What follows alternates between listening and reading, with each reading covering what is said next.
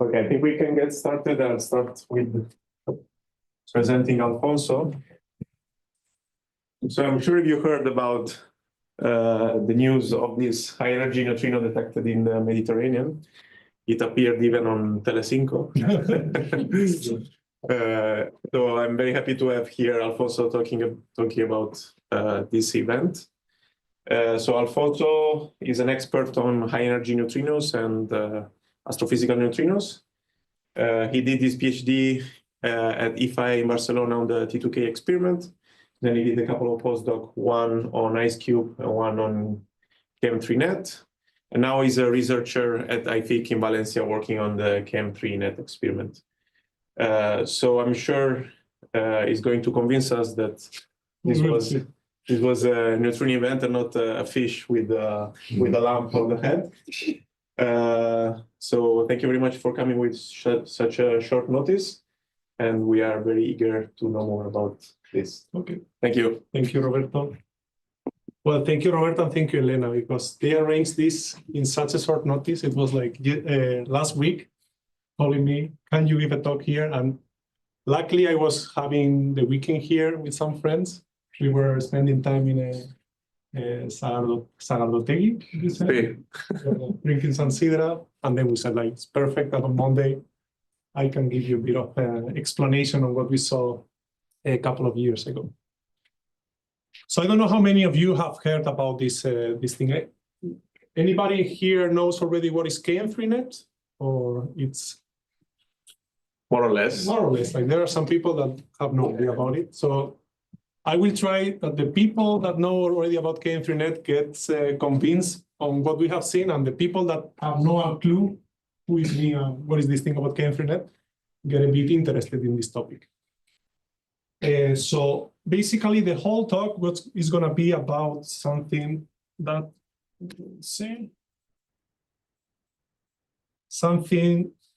looked like this in February 13, 2023, so almost 2 years ago. So here you have what we believe is a muon crossing a huge amount of material, in this case water, that we have instrumented with a lot of optical sensors where we can see basically light emitted from different types of particles. In this case, we believe that in our detector, KM3-Net, we had a high energy muon, very energetic muon, crossing the detector, which we believe it was originated by the interaction of a very high energy neutrino. It was so energetic that we went to Nature to tell them about this, and they decided to publish it a couple of weeks ago in an article there. And we have like a multiple media attention, which was really nice. You always see weird things when you saw these things in general media. But we were very happy that we got all this attention, and now we are getting invited to give talks about this event. So today, the plan is basically to explain you, for those that have no idea of what neutrinos or what muons are, what we saw here, and why Nature decided actually to publish this as the main article of the recent publication. So before I go to neutrino astronomy, which is what we will be talking mostly about, I think it's important to put this thing in perspective and talk more generally about astronomy, which is a field that, of course, for humans has been something that we've been very interested since the very beginning, but in my opinion, it's something that it's started really growing when Galileo managed to build something with lenses that allows us to basically see the sky in a different way. So with this tool that Galileo developed like 400 years ago or so, we started seeing things close to Jupiter, the moons, for instance, the satellites orbiting Jupiter, and we, for instance, started seeing that the moon was not just a smooth sphere, was something that has roughness in the surface. So this is what we usually refer as a birth of astronomy. And after 400 years of that, we have tools a bit more sophisticated, like this one here, that probably you've seen also in the media, James Webb Telescope, that allows us not to see satellites orbiting other planets in the solar system, but actually planets in other solar systems. So we have really grown in this field of astronomy in just 400 years. So if we talk not about astronomy, but neutrino astronomy, we are basically at the very beginning. So the first objects that we could identify that were emitting neutrinos and we could observe them, like emitting neutrinos out there in the sky and we could observe them, happened last decade with a detector that was built in the South Pole, a detector called IceCube, which basically instrumented a kilometer cube of ice with, again, optical sensors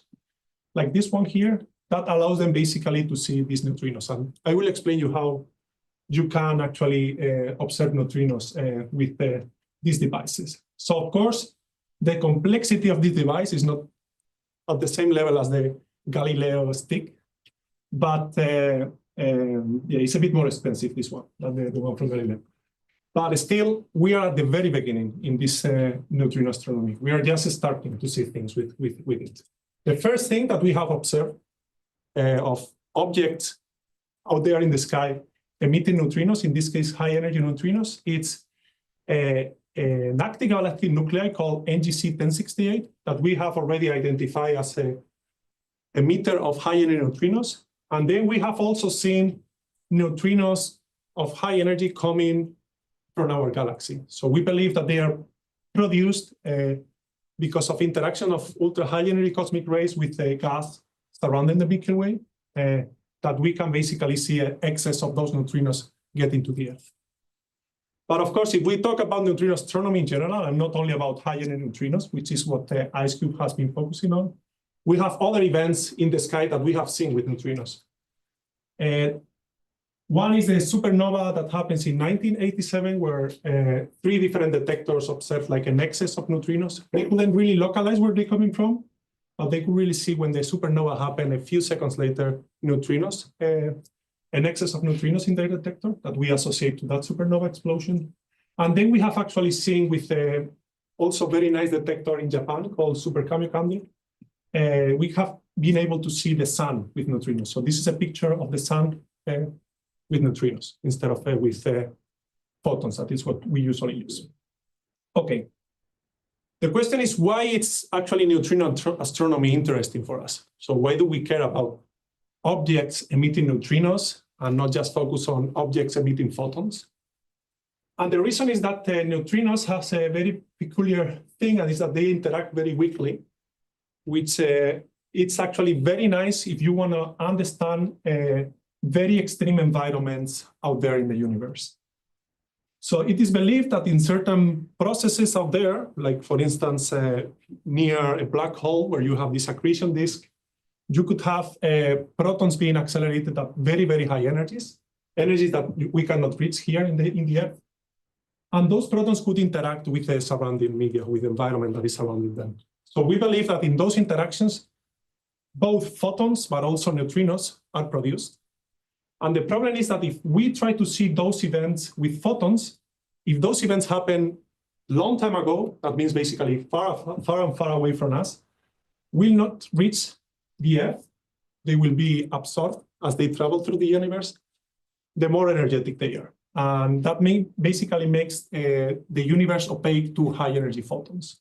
So that's why we believe that neutrinos are a good messenger for these sort of events, because they will never get absorbed as they interact very weakly.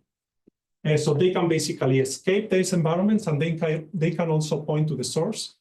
And the reason is that they are neutral particles, so they get not deflected as, for instance, cosmic rays because of magnetic fields that you can have in the universe, okay?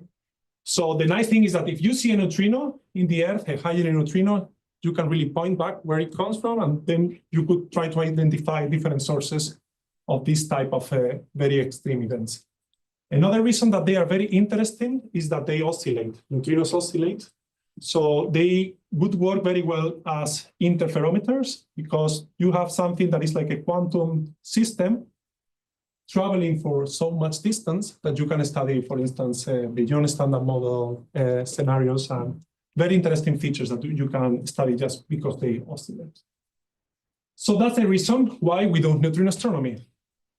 The problem with neutrino astronomy is that when we talk about high energy neutrinos, which are the ones that we are interested in, we don't have many arriving to the Earth.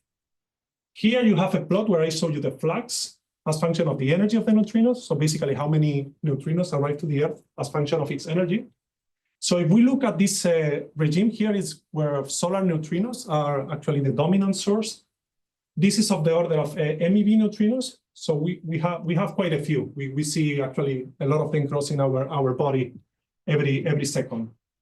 But if we look at the ones that we are interested in, that is of the order of energies of 10 to the 15 electron volts, that is PeV energies, we have 30 orders of magnitude less neutrinos coming to the Earth. So that basically means that a detector of the size of this one will not work if you want to see something with this flux.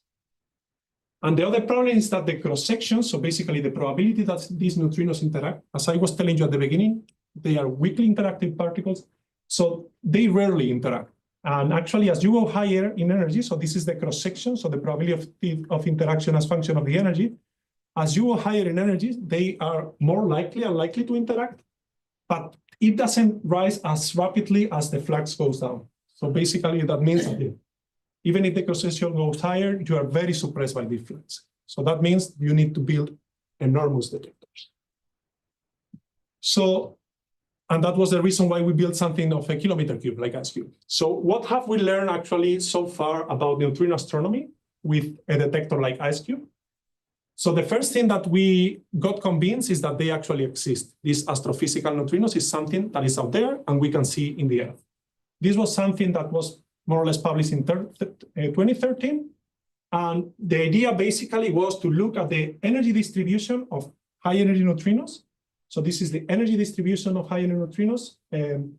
And then what you see, basically what you observe is that you have a background distribution here, what we expect from background, that is basically neutrinos produced in the Earth. And then an excess, these crosses are the data, an excess of neutrinos as you go higher and higher in energies. So this means that there is a source of neutrinos that we cannot explain with basically what we produce in Earth. And this is what we basically associate with these astrophysical neutrinos. So it's high energy neutrinos that are not produced in our atmosphere. So this has been more and more sophisticated, and this was from the paper associated to the discovery, but in the last 10 years is something that has been more and more, with more and more data, we have been characterizing it more and more. So we understand actually this excess of astrophysical neutrinos relatively well already. Another thing is that we, of course, have seen an excess of high energy neutrinos. So we know that there are neutrinos not being produced in our atmosphere. But then there is, the other question is, where do they come from? And for that, we already have two sources of high energy neutrinos identified. One was identified in 2018, a blazar that is called with this name that I'm not going to pronounce because it's too long. And then we had another one that was in 2022. It was this NGC 1068 that I was talking about before. So these are the two sources that we have clearly identified as neutrino emitters at high energies. And one of the tricky things about these two sources is that all the neutrinos, so this is the measured flux as function of the energy. So this is the flux that we expect given this excess that I was talking to you here. And then this is the flux that you measure with these two sources. So the point of this plot is that we have most of the neutrinos that we are seeing that are high energy, astrophysical, have not been identified with a source. So we still have basically no clue of what are the majority of sources that are producing this high energy neutrino. It's still unknown. Another source that we have identified, it's the Milky Way.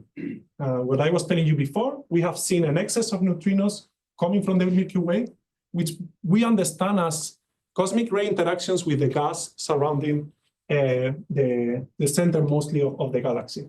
So we have seen gamma rays fluxes from the Milky Way. This is the Milky Way plane.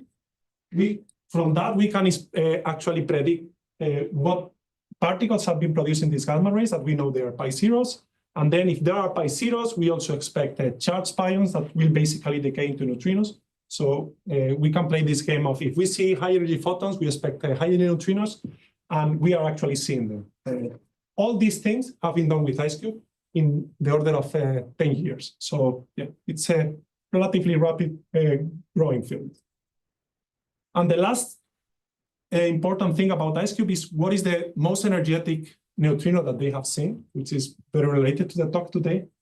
So in 2021, they observed what is called a glass-Sow resonance. So it's a type of neutrino interaction where you have a lot of energy deposited into a shower. So you have produced a hadronic shower with a lot of energy, which was measured to be of the order of 6 PeV. So this is the most energetic particle that they observed up to 2021. Since then, they have seen actually another interaction in the detector that is of the order of 11 PeV. Okay, so keep this number in mind. The highest neutrino that the IceCube has observed was in 2023, and it was of the order of 11 PeV. Now, what happens at higher energies? This is actually terra incognita. We have no idea what happens at high energies. So we have here the flux as function of the energy. 10 to the 6 is basically 1 PeV. 10 to the 7 is 10 PeV. So this is the energies that IceCube now is seeing the most energetic events. Above that, no clue. We haven't seen any neutrinos of these energies. But actually, we know that there should be neutrinos there. So, and this, we know it already for a long time. So in 1979, there was very wise people, very smart people that thought, okay, we have ultra high energy cosmic rays. So these ultra high energy protons traveling around the universe. There is a probability that they interact with a cosmic microwave background, which is basically photons. And in those interactions, you would have charged hadrons being produced that would eventually decay into neutrinos. And then you expect actually ultra high energy neutrinos getting to the Earth just because of those interactions. So the question is how that flux looks like. And it's something that we basically, there are a lot of uncertainties on it. What we know is that it cannot be higher than these fluxes that I show you here. So these are different models of these, what we call cosmogenic neutrinos. And we know that if there is something, it should be below this. This is kind of the upper estimation that we have for this flux.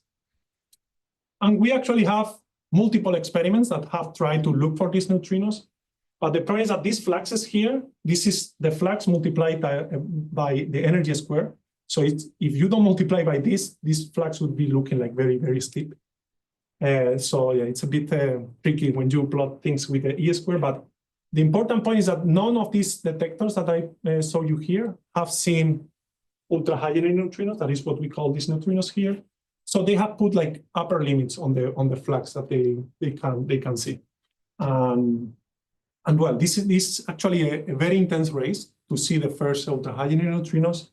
So there has been multiple experiments being proposed that will probably start being built in the next decade with very cool ideas, by the way. If you are interested in this topic, you should have a look at the ideas that they have to build detectors, I don't know, like Grande, that is basically a detector that they want to build in China with antennas in a mountain. It's a fantastic idea, or making this IceCube detector-like, but huge, like immense.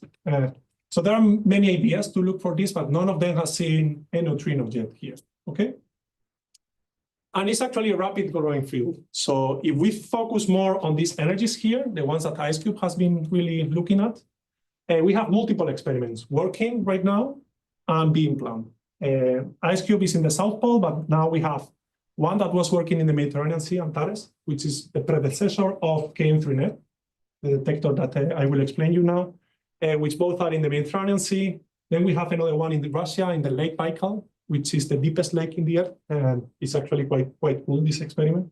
And they have another neutrino telescope there. Chinese are now getting interested in this business, so they are building also their own. Well, they are basically now making a project to build one. There is another project to build one in the Pacific Ocean. So it's like a field that is growing, and it's great because we actually need many of these detectors to see the whole sky. So now let's focus on KM3-Net and explain you a bit about the experiment and how we measure these neutrinos with KM3-Net.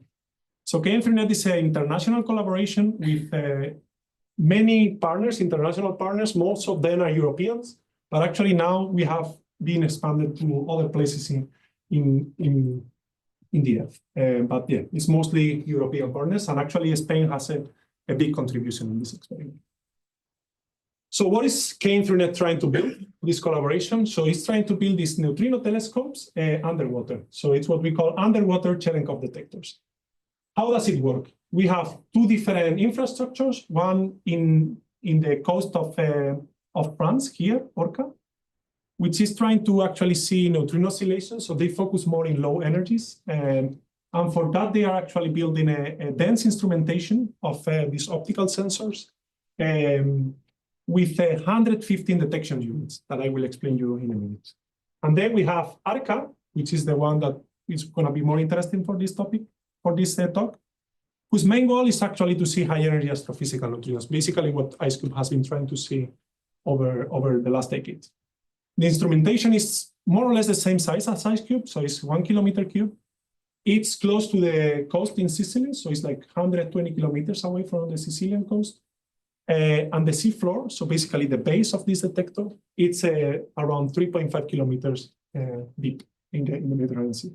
So in this case, they are trying to build, or we are trying to build, two blocks, each of them with 115 detection units. So here you have the energies that we expect them to be sensitive to what kind of neutrinos we can see. What is the energy of these neutrinos? So in ARCA, we are mostly focusing on this 10 to the 4, 10 to the 3 GeV, which is TeV energies. And in ORCA, is more 10 GeV, which is where we believe that oscillations are actually relevant. So what is the detection principle of these detectors? Basically, we have a neutrino getting in the vicinity of the detector, hydrogen neutrino, interact via charge current, and then it produces a muon, which is a charged particle that it will be very energetic, so energetic that it will start emitting Cherenkov radiation. So it will produce this Cherenkov cone that is very characteristic, which is kind of a bluish light, that you can actually see quite well even with your eyes. So if you look at the reactor, for instance, when it's working, you see this light being emitted. So here you have an animation where you see basically the detector is like a grid of optical sensors here. And then what happens is that these optical sensors are basically collecting light all the time. And these are the anchors where they are placed in the seafloor. And then when you have a muon crossing the detector, you see this bluish line being produced that we can basically collect with our optical sensors. And then using the light pattern that we see there, we can infer where it's coming from, which is relatively easy by eye. For instance, in this animation here, it's relatively easy to see where it was coming from, but we can also infer what is the energy deposited by that particle, just by looking at how much photons have been emitted. So here you have more or less to get an idea of how big these detectors are. So this is the two blocks of ARCA, and here you have basically the Eiffel Tower to get an idea of how big they are. And this is the small configuration ORCA, and here you have the Pisa Tower, just to get a sense of how big they are. So just to give you an idea in numbers of how many optical sensors we have, in ARCA, we are planning to put more than 4,000 optical sensors, these PMTs. This structure here, these optical modules. Each of these optical modules has 31 PMTs that are these things here. So in total, we will have in ARCA more than 100,000 PMTs, which is basically the eyes of this detector. The distance between the different optical modules, it's of the order of 100 meters in ARCA, in the big detector. So each of these big spheres is 100 meters away, more or less, okay? Just to get a sense. And in total is kilometer cube. So here you have a video that basically try to show you a bit how this module looks like. So this is the optical module that then inside has these PMTs, okay? This is where they are being constructed. Most of them, well, we have multiple integration sites, but the biggest one right now is in Amsterdam. This is a video from Amsterdam.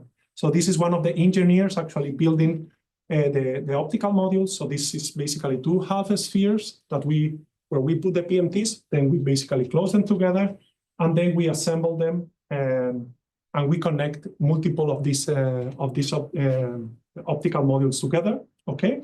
So this is when we connect them with a wire that basically brings power and the optical sensors.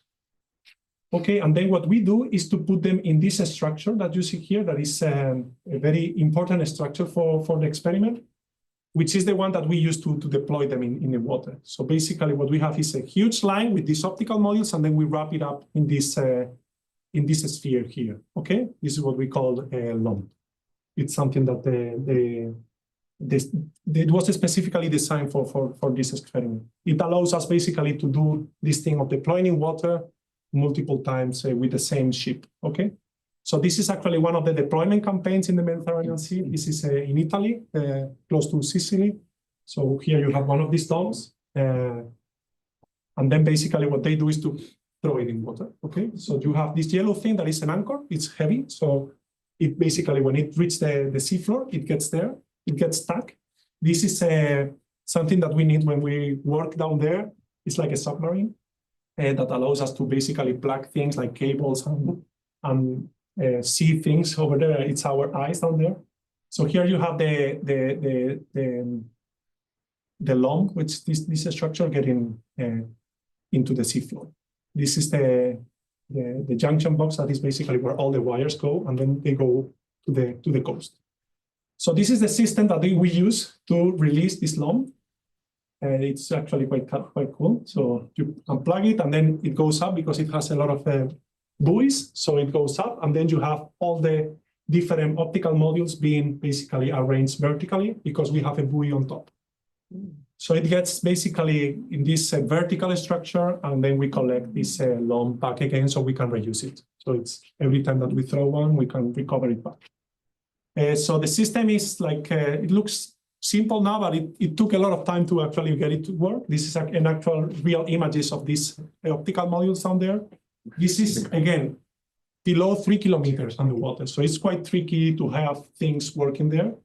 And then the last thing that we do is basically from what we see here, we send data to SOAR with a cable that is it's quite thick. It's like this thick. And then we send it to SOAR, where we basically process the data. So here is where we do the triggering. So we decide what events we want to keep, what events we want to throw away. So one interesting thing that is different from IceCube in KM3-Net is how the optical module looks like. This is the one from IceCube. This is the one from KM3-Net. So in IceCube, basically what they decided to do is to build a big eye that could collect a lot of photons, only looking down, okay? So basically they wanted to collect as much light as possible. It's like, okay, let's make it the eye as big as possible, and then we see all the light that is coming from below. In KM3-Net, they decided to do something slightly different. That is, instead of building big eyes, we just build a lot of small eyes, in total 31. The reason is that if you have a pixelated eye, you can actually infer where the photons are coming from. So you can get information about the directionality of these photons, which is actually quite important in water. And why is important in water with respect to ice? Because of this animation that you see here. So here you have a muon crossing water and ice. So it's the same muon crossing water and ice. And then you have all these colors here are photons being emitted, okay? So red is early time, blue is late in time, and then you see that there is like different structure of this light pattern in ice and water. The reason is that in water, we have way less scattering of light. So the light that is emitted, it will travel without being scattered. So if you see a photon, you really know where it was produced. While in ice, it's actually the opposite. Light will travel long distances, but it will scatter a lot. So if you see a photon, you know that something has emitted a photon, but you don't know where it's coming from because it has been scattered. And so that's why they decided to build these different eyes for these two detectors. There is a reason behind it. And it's actually one of the main advantages of this system, the one in KM3-Net. The main advantage that they have is that the angular resolution, so basically to estimate where the muon was coming from, is very precise in KM3-Net. So this is the angle that they reconstruct with respect to the true angle of the muon. And as you have higher in energies, you can see that they can reach angles that are below 0.1 degrees. While in IceCube, The best that they can get, it's of the order of 0.2, 0.3 degrees. So basically, we have better directionality. So we can really know where the muon is coming from, or we know better than ice cube. This is one of the main advantages of building something in water. Okay. So one of the challenges of building in water, because water is good for certain things, but for others it's not that good, is that seawater is salty.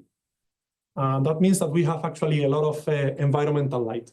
And most of the light that we see actually in our detector is random background from K40 decays. So salt has a lot of K40, and then we have, this is an animation of the ARCA detector, where you see all these things popping. It's the different eyes, basically seeing light all the time.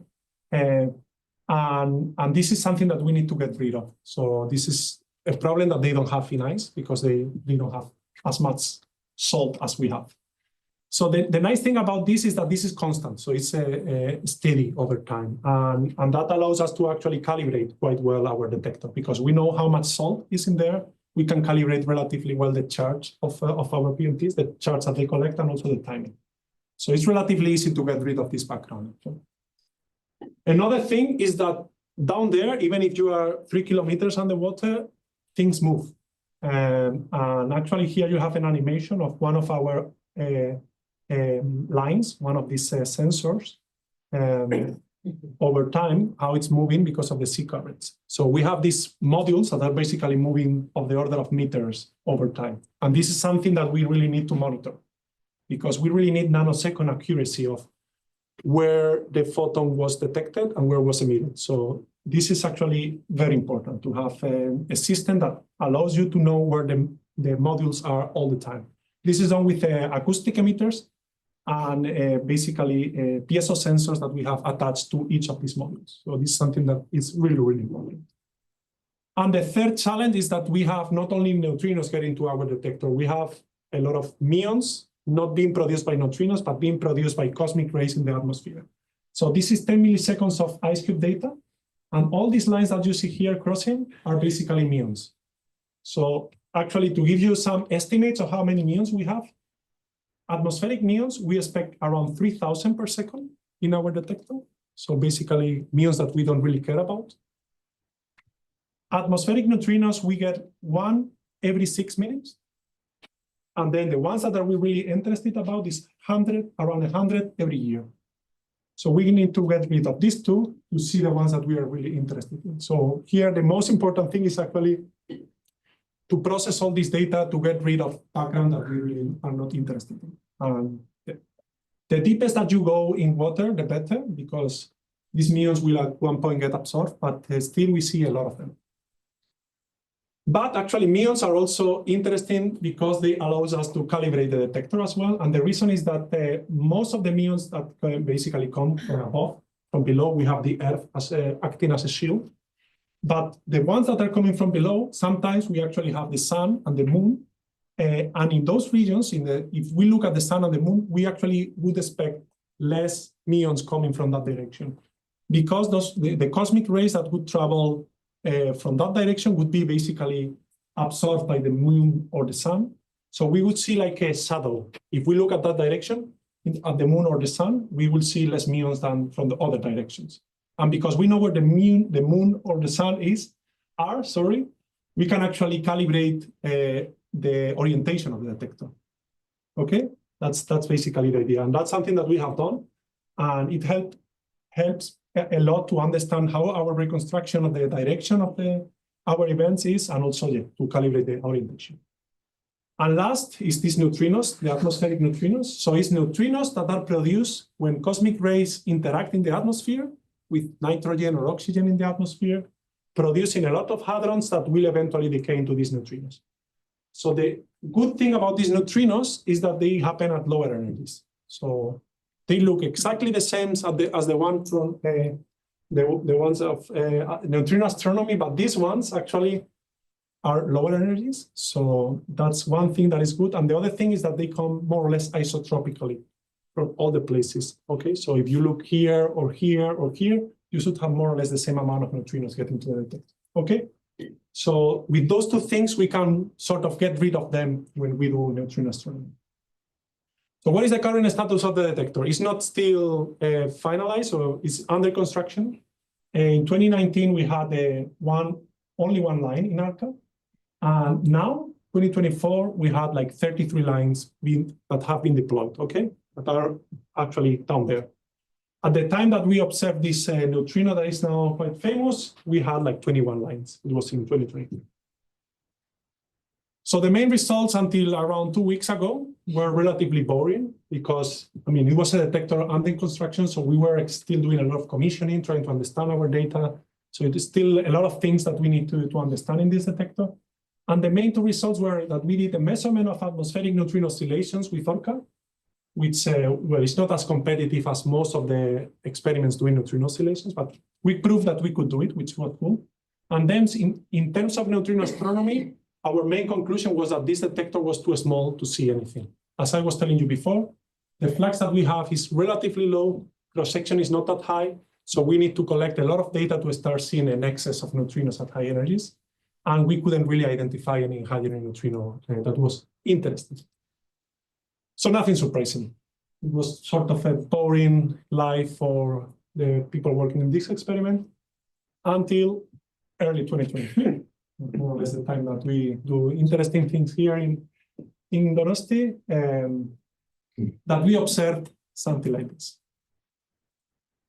This was, again, now probably you understand a bit better, a muon crossing the detector, and then producing a lot of light that we could see with all the eyes that we have down there. So this is a side view of the event display. This is a top view. So you can see that it's not crossing from the middle of the detector, it's more like crossing it on one side. But the interesting thing is how much light it was producing there. Just to give you a sense of scale, it is something that I did yesterday. So give you an idea of how big these things are, these detectors that we are building. This is probably a bridge that you have seen a few times. And this is the size of our detector. So it's already almost of the same size of La Concha. It's huge. And in height is 700 meters, which is, I was checking before, it's more or less the same height of Peñas de Haya, that is over there. You actually can see it from here. It's more or less that height. So it's huge. So what is the interesting thing about this event? It's very muon-like. So if we look at the time that the PMTs recorded the photon, okay, so we look at each of the PMTs that were triggered by this light, and we look at its light, and we look at what we expect from a muon of a given energy and a given direction compared to the time of emission of the light that we observe and what we predicted from this muon, we see that in all the lines, they agree very well, okay? This is what we call time residuals. And actually, we see that most of the PMTs in our detector are seeing something that looks very compatible with a high energy muon. High energy muon crossing the detector. In total, the amount of the detector that was triggered, that saw light, was 35% of the detector. That is more than 3,000 PMTs, more than 3,000 eyes seeing light, okay? Something that we also could process and understand is how this light emission happened as the muon was traveling through the detector. And what we observe is this is the distance along the trajectory of the muon. We observe this basically how many photons were observed along this distance. We observed 3 very discrete emissions of light. So it was like huge stochastic losses of light from the muon along its trajectory, which is actually something that we expect from very high energy muons. Very high energy muons will start losing energy through Bremsstrahlung or pair production, and will produce these huge showers that are at a distance more or less of 100 meters. That is basically what we are seeing here. So this is actually giving us confidence as well that this was a very high energy muon. The other thing that is interesting about this event is that it's very horizontal. So we basically, from the light pattern that we see, we run a likelihood, looking at the time that the PMTs saw light, and then we look at the zenith versus azimuth of the. So zenith is basically this angle, and azimuth is this angle in the detector. We do a fit, and we saw a very clear minimum in this range here. So it looks like our likelihood reconstruction really prefers something that is very horizontally coming to our detector. It looks like a very high energy muon crossing the detector horizontally. And this is very interesting, and this is where everything gets interesting. If we think about the very high energy muon coming horizontally to the detector, it means that it came basically from the other direction. So if we extrapolate back, it means that this muon would have traveled through rock and water more than 100 kilometers, okay? So it's a very high energy muon crossing a lot of material. But we know that the range of high energy muons, even if we talk about ultra high energies, is no more than 30 kilometers. So it's extremely unlikely that we have a muon being produced in the atmosphere, travel more than 100 kilometers and reaching our detector with so much energy.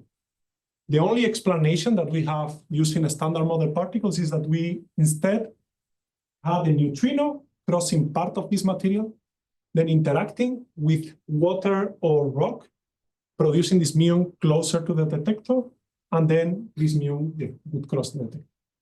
This is the most plausible explanation that we have so far for this event. If we look at where this event was coming from, it's actually quite interesting. So this is where the KM3 detector is. And then with the reconstruction, we think that the muon or the neutrino was coming in this direction. So it was either producing mold or somewhere else. And it's actually quite nice because you see, this is something that we were not really paying attention until we saw this thing, is we see this huge wall of rock here that it's actually making even more unlikely that this is a muon from the atmosphere, because the density of rock is like a factor of 3 higher than water. So we know that muons get easily absorbed or more easily absorbed in rock than water. And yeah, it's very special. It's a very special event because when we run the simulations and we look at the data, what we observe is that running a lot of atmospheric muons, which is this thing here. So this is the zenith angle as function of the number of trigger PMTs. So how many PMTs saw light? If we look at the zenith angle, that is this angle here, okay? And we look at 1, cos zenith 1 means downgoing, something downgoing. Cos zenith 0 is horizontally, and -1 is from below, okay? So vertically upgoing. We see that all the atmospheric muons that we expect are produced vertically downgoing, but we don't expect any of them being produced with such a high number of PMTs being triggered and so horizontal. So this is with simulations, and then with data, we saw something like this. So we think that all these things here are muons, atmospheric muons, but this one here, we cannot explain it with muons, atmospheric muons. So this gives us quite some confidence that this is probably not something related to atmospheric muons. How energetic it is probably is the important question here. So what we started doing is to simulate muons coming from the same direction that we reconstructed, throwing them at different energies, higher and higher energies. And what we observe is that muons with energies of 10 PeV almost never generate this much light. So here you have number of trigger PMTs and function of the Monte Carlo events that we generated. And this is the number of trigger PMTs that we observe. And these are muons being produced with 10 PeV, 100 PeV, and 1 EeV, okay? So the most likely muon energy is actually, the median is 120 PeV. So this is a muon that we expect that we have an estimation of 120 PeV plus minus 60 PeV and plus 110 PeV. Okay, so we have a wide energy uncertainty, but it's very, very energetic. And actually, if we, instead of think about the muon energy, we think about the neutrino energy, we know that this energy must be actually higher than the muon, because the muon will lose some energy before reaching the detector, and also in the neutrino interaction, you have not only the muon being produced, but the neutron power. And for energy conservation, we know that this neutrino must be at least a factor of 2 more energetic.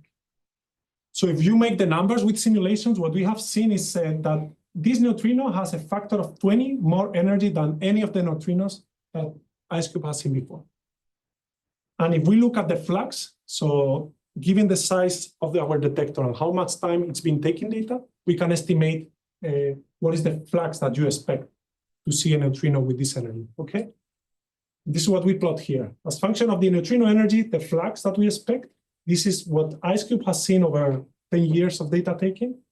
This one here is the glassor resonance, that was this one of 6 PeV that I was talking at the beginning of the talk. The neutrino that we have seen is the one here, and the flux estimation is basically this line here. So these bands that you see also are the estimation from these models of cosmogenic neutrinos or different ultra-high energy sources that could produce neutrinos like this.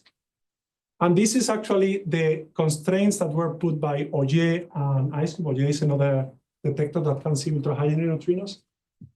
So the interesting thing here is that it seems that we have seen the first ultra-high energy neutrino and that we are actually exploring a new energy regime. But we are actually surprised that we are the first that could do this. This is probably one of the biggest questions now among all the people doing neutrino astronomy is why the hell KM3-Net saw something like this? So this is something that we have been trying to quantify. And well, first, something that we did is to try to understand if there was some source in the same direction where we saw the neutrino coming from, so the origin. So we look at different blazars. That is probably one of the favorite candidates for ultra-high energy neutrinos or neutrinos of high energies. And in the region where we know the neutrino was coming from, which we have an uncertainty for it, we see a few of these sources that could be interesting emitters of higher neutrinos. But there's not real correlation with any of these. The correlation would basically means that we see in other messengers, so basically in photons, an excess also happening more or less at the same time. And we haven't really seen an excess in any of these sources. We have also looked at the galactic plane and see if there is any galactic source that could explain something being produced at these energies, but we haven't really seen anything promising in our galactic plane. And so the reason is, again, why IceCube or Oye didn't see ultra-high energy events. That probably is the biggest question that we currently have. So just to give you an idea, the exposure, that is basically volume times time taking data, of IceCube is a factor of 100 higher than ARCA. So it's basically a factor of 10 bigger and a factor of 10 more data that they have. They have been taking data for 10 years, while ARCA has been taking data for 1 year, okay? So if we assume that there was something out there, something emitting neutrinos isotropically, like these cosmogenic neutrino flux, we expect them to come from everywhere in the sky.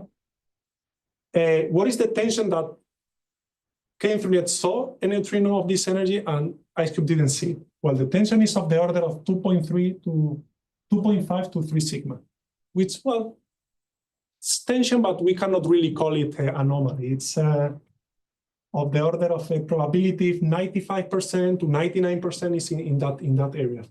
Actually, something that we try to give, just to get a sense of how likely ARCA could have been, is if you imagine a dartboard, and then you imagine a person that is really bad playing dartboard, and suddenly throws, and he or she hits the center. And you're like, wow, you were really lucky. But is this impossible? Not really. What would be really almost impossible is that the second time that he throws, he gets again in the center, no? Mm-hmm. And then we would say, like, you have been practicing before, no? So we are at this level right now. We hit the center of the board, but we cannot really say much because we have seen only one event. So the important thing here now is, now that we know that there are neutrinos of these energies, of ultra-high energies, who is going to be the next one seeing a neutrino? And I think that's the important one. The second neutrino is going to be the important one in terms of what is producing these neutrinos. So if it's something that is actually isotropic, like the cosmogenic neutrino flux, it's definitely very difficult to explain it if KM3-Net sees again something before IceCube or Oye. I think that's the main message that we have to throw here. And actually, you can think about this also in a different way. Imagine that we don't have 3 different detectors taking data, but we have a single detector that we call IceCube Oye KM3-Net, okay? And then we have seen with this huge detector that is in different places in the Earth, only one neutrino.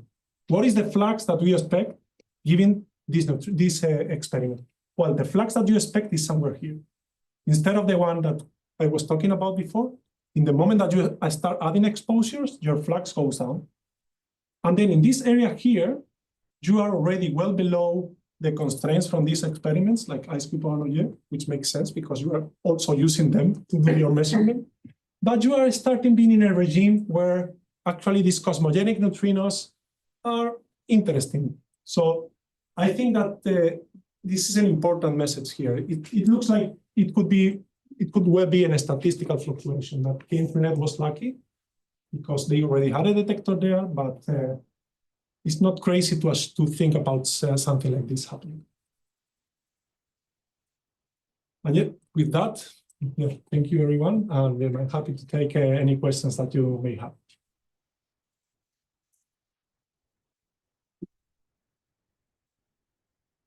So thank you very much. Very interesting talk. I guess we can take some questions from the audience. Samuele?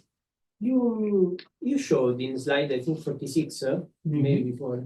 You showed that an estimation of the interaction point of this neutrino.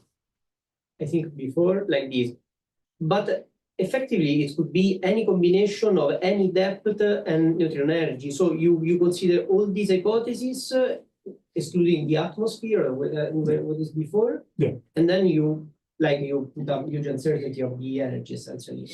exactly. This thing, So this is just an illustration that nature did. So actually, when I saw this picture from nature at the beginning, I was like, I don't like it, because it's actually quite far away from the detector.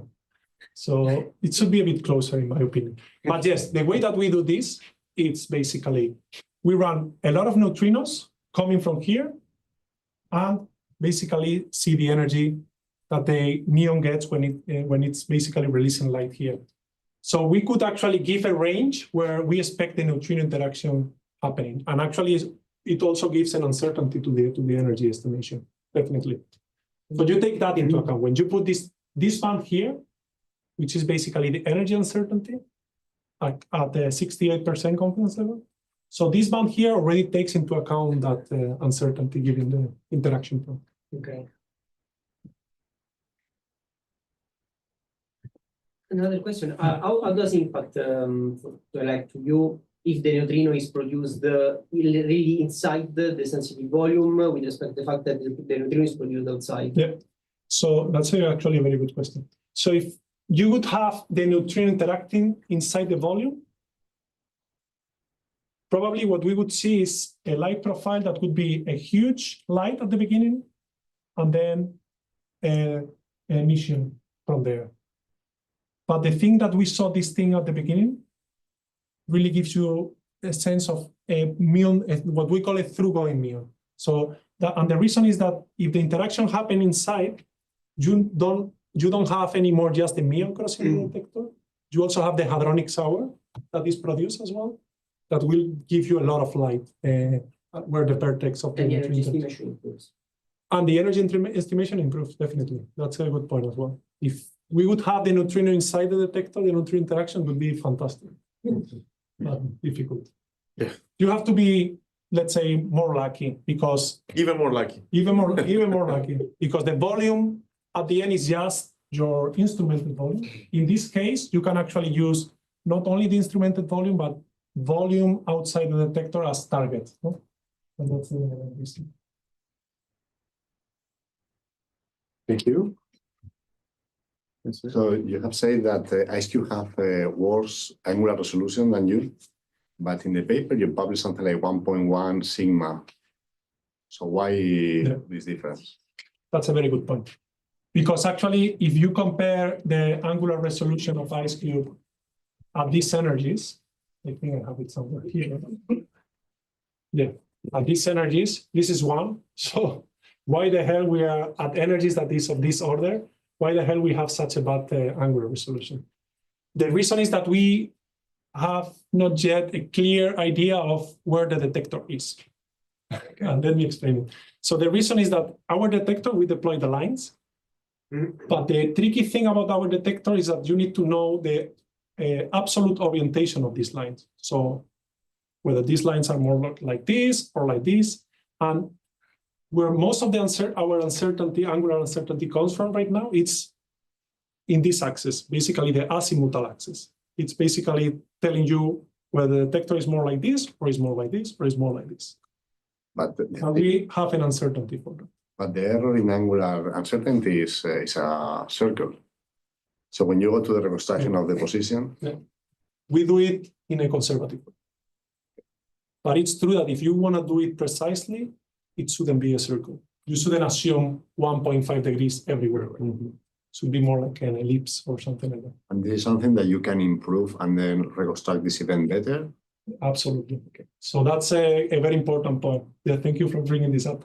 The point now is that they want to do a campaign with ships there and actually really pinpoint where the detector is. It sounds a bit weird, but yeah, it's basically go there with GPS and a complicated system to really know where all the lines are. And then with that, you could really improve the angular uncertainty, which is for all these things, mostly, I think, for this idea of for this one here.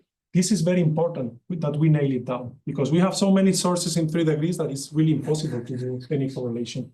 But in the moment that we have something more like a circle in here, which is what we expect, if we see really a source on top of that, that's a different story. It's true that you are close to the galactic plane. Yeah, good point. So this is the galactic plane, okay? And this is the galactic center. So basically we are kind of in the opposite direction of the galactic center. Yeah. But still, like, it looks like from the galaxy is relatively difficult to think about something that could emit such an energetic neutrino and don't see anything else, like photons. But intergalactic distances, you could have this absorption of high energy photons, and then we think that it's more likely to be something that is extragalactic. But for that, we really need to improve this one here to be.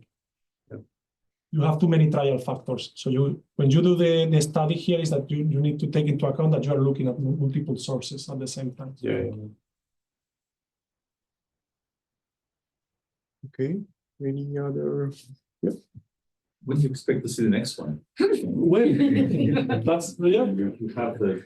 So, in principle, in the next 10 years, we should see something. In the next 10 years, with one of the 3 detectors, if this is an isotropic flux, which is an important point, this could well be a source in the middle of the sky that decided at that point to explode, and it never happened again. That would be a pity, to be fair, because. But if it's something isotropic, like the cosmogenic neutrino flux, we probably, with the size of these detectors, we probably expect. Well, there's one tricky thing there. If we keep seeing neutrinos of these energies, people might start wondering why we don't see neutrinos at lower energies. So there is like a gap right now here, okay, between the highest energy neutrinos from IceCube and the ones that we have seen. So we need to fill this gap as well. And then if we don't see in the next 10 years something here, people are going to start wondering, like, maybe the energy calibration that you have is not good enough, and this neutrino was not that energetic, but was a bit lower energy. So let's put it in 10 years. In 10 years, I will come again. You come again. Should be earlier than that, right? Because IceCube is upgrading. Good point. So if this is with the detectors that we have right now, if IceCube, so IceCube now plans to make IceCube 10 times bigger, basically. And they want to start building this. They want to start building this in 2030, more or less. Although now with all the changes in the US, we will see. But the plan is to start building something in the next 10 years, let's put it that way. So if they manage to build that, it's definitely going to be easy for them to see neutrinos, maybe 1 per year or something like that. You mentioned others like P1 and things like that. I mean, are those going to be competitive, or are those? P1 is more or less the same size as, so let me go here. Well, actually, P1 is more or less the same size as KM3 and IceCube. So it's not going to add And also the a factor of 10, basically. But there are other ones that are the ones here. The Chinese, it seems that they want to enter the game. And if they enter the game, they usually, when they enter the game, they finish the game. They say, okay, game over, it's for us. So they want to build something huge now in the one of the, I think in the South China Sea. If they manage to build that one, probably it's like game over. That's really soon. One per week. Actually, the question about the energy value that you get, like the uncertainty is huge. Yeah. So the uncertainty is huge because first, stochasticity. So you have. I get 120 minus 60. Yeah, you can see it here in this one. This is probably the one that you get a sense of the uncertainty here. So basically, to estimate the energy, what we look is how many PMTs were triggered. That's basically the whole game. So can you explain that a little bit better? Yes. I mean, that's weird. It's a weird way of measuring the energy, Yeah. right? Let me remove my jacket because this is Now we started. we started fight here. So how we do it? Actually, at the beginning, I was also like, why the hell are we using this proxy? Why don't we just actually, we have another observable that we call reconstructed energy that we use to reconstruct the energy. But we decided to go into this one because we thought it was a bit more easy to understand. Actually, sorry, one question about this plot before you go into it. What is the difference between a solid line and the dashed line? Solid line is our nominal simulation. Dashed line is with some of the water properties being shifted a certain amount. Okay, so it's basically Systematic. your uncertainty on, yeah. Systematic uncertainty. So first, because Roberto asked first, the uncertainty comes basically from this. So if we simulate 100 PV muon, we have all these different options of PMTs being triggered. Okay. No, sorry. So this is 100 PeV muon when the muon has 100 PeV at the beginning of your detector. Of the detector, exactly. So imagine you have the muons that you inject, and then when they enter the detector, they have 100 PeV. And then you start seeing how many PMTs are triggered. So you have this band for just 100 PeV. And actually here we are simulating them as if they were really mimicking The same. Okay. the same. Yeah. So from the same direction, everything almost the same. So you have a huge uncertainty just because of that. Just because sometimes you have more photons being produced than others, and also more photons being detected than others. It's just basically Poisson statistics. Okay, that's the first thing. Well, it's not Poisson. It's, Well, the tails are terrible. Yeah, because you have other things here. And actually, this is the important thing here. The important thing to measure light, to estimate the energy, it's how far your PMTs could see light if the muon was crossing. So you have the muon. What is the farthest PMT that could see light from that muon? Okay. So it's not how many, but how far you could see this light. That's the main proxy for the energy. And the reason is that this is like an exponential distribution of that depends basically on the absorption of water. Yeah. Okay. So the farther away you are, the more photons you are being produced. Okay. So, and the more basically number of photons being emitted and energy are proportional. So the important thing here is not that we saw a lot of trigger PMTs, which is important. The most important thing is that we saw a lot of trigger PMTs really far away from the muon. Okay. And that's the main proxy here in terms of number of trigger PMTs. But we have also a likelihood reconstruction for the energy that we also found. And we also estimated basically the same energy. So in that sense, it's relatively robust. Because you trigger at what level of light? That number, I More or don't know. less. If I have A few photons. It's actually almost just with one Single photoelectron. But yeah, there is one tricky thing here. So one of the problems here is that when you have something so energetic, your PMTs will saturate. Okay. Yeah. So it doesn't make sense anymore to think about how much time or how many photons the PMT saw because it saturates. You don't see how many got there anymore. Oh, but the far ones will not. But the far ones will not. And those are the ones that are really giving you this sensitivity for high energies, which is something that actually we never thought about because KM3 was not built to see this.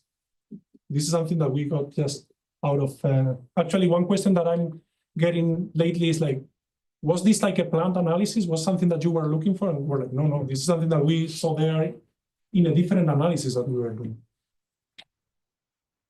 Later? You have an estimation on what's the highest energy range that you can see for a neutrino event before all the probabilities start saturating or that you cannot even reconstruct? That's a good point. I don't know exactly. Probably for that is basically in the moment that you have so much light that the photons will reach the further PMT in the detector. But I don't know. I don't know what is the energy. I mean, it would be great if we get to that level. And if you get the neutrino interacting in the middle and producing a huge... Yeah, actually, maybe that could be the option, that you have the neutrino interaction inside the detector, or just a whale crossing the detector. That's maybe what we have seen here. Actually, this is not very physics related, but do you have something like protection against fauna? Oh, well, that's actually, yeah, so we don't. There has been, not with fauna, but with humans. We have had some troubles in the past. At 3 kilometers, the humans. Well, the thing is that Russian submarine. so something that you need to think about here is that this is in the sea, and it's in an area that you are not really under surveillance all the time. So you can have people fishing around. The one in France is actually a military protected area, so people don't go there much. But the Italian one is still like not easy to get everybody away from that area. And we have seen a few times like a rope attached to one of the lines that we have removed when we go there and deploy new lines. So yeah, it's mostly human activity also even there. Well, fauna, yeah.